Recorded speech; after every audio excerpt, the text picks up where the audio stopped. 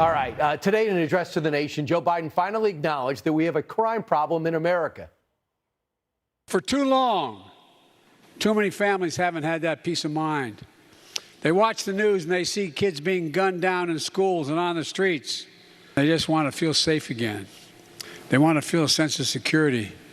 And that's what my crime plan is all about. You know, I call it the Safer America's plan. When it comes to public safety in this nation, the answer is not defund the police, it's fund the police. Yeah, that's like 3 years too late, but it's about time. Since taking office, crime in Biden's America has gotten completely out of control. Think about it. Shooting, murders, robberies are all spiking in cities across this country. In fact, since January of 2021, crime in New York, where we are, has gone up 36%. I'm safe in the studio, I think. In Chicago, it's gone up 37%. That's what happens when you create a system that vilifies cops, emboldens criminals, and that's exactly what the left has done in many cases. But President Biden ignored all of that today. The way he sees it, criminals aren't the problem. Drum roll, please.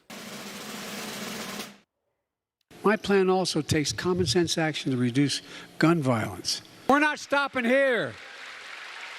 I'm determined to ban assault weapons in this country. Time to hold every elected official's feet to the fire and ask them, are you for banning assault weapons, yes or no? Ask them. If the answer is no, vote against them.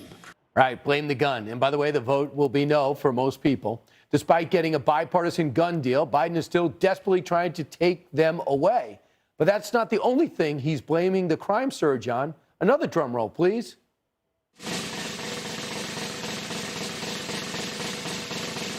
As part of the American Rescue Plan I signed into law last year, which they voted for, we set aside $350 billion, with a B, billion dollars for state and local governments all across America.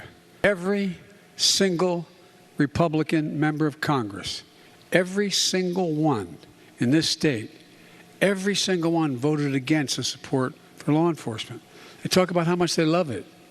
They voted against the funding. Yes, we got to blame Republicans. He put block funding to states and then recommended they put it towards police, but they can't even fill up the academy. But I don't want to sidetrack him. He took his attack to Republicans and he took it a step further, claiming they can't possibly be the party of law and order. So let me say this to my MAGA Republican friends in Congress. Don't tell me you support law enforcement if you won't condemn what happened on the 6th. Don't tell me. You can't be pro-law enforcement and pro-insurrection. You can't be a party of law and order and call the people who attacked the police on January 6th patriots.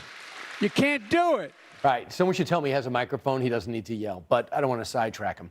Another thing, President Biden says you can't be pro-police and criticize the FBI for what they did to President Trump.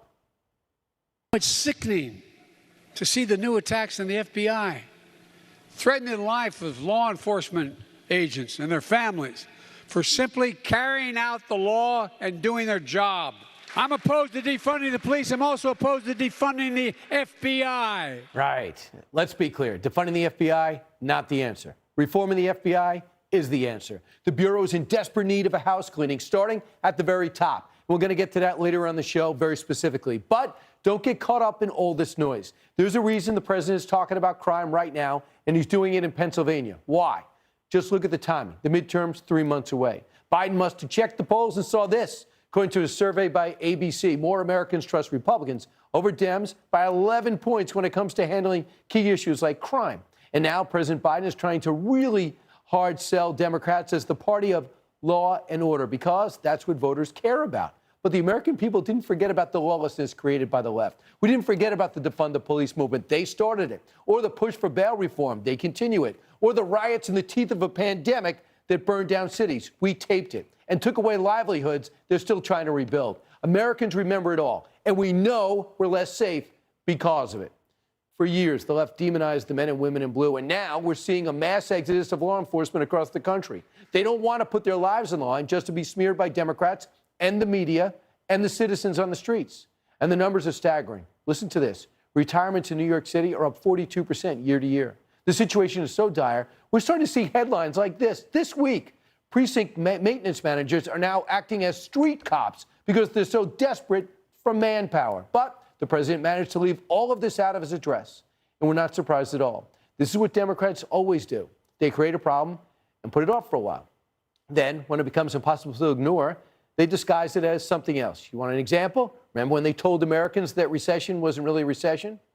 Remember when they told us the green energy bill that just passed was really an inflation reduction bill? Or when they told us the border was secure and the pandemic was a pandemic of the unvaccinated? Well, it's the same thing when it comes to crime. Democrats are now pretending that they're pro-police, that they're tough on criminals. That is a farce, and Americans are seeing right through it, I would think.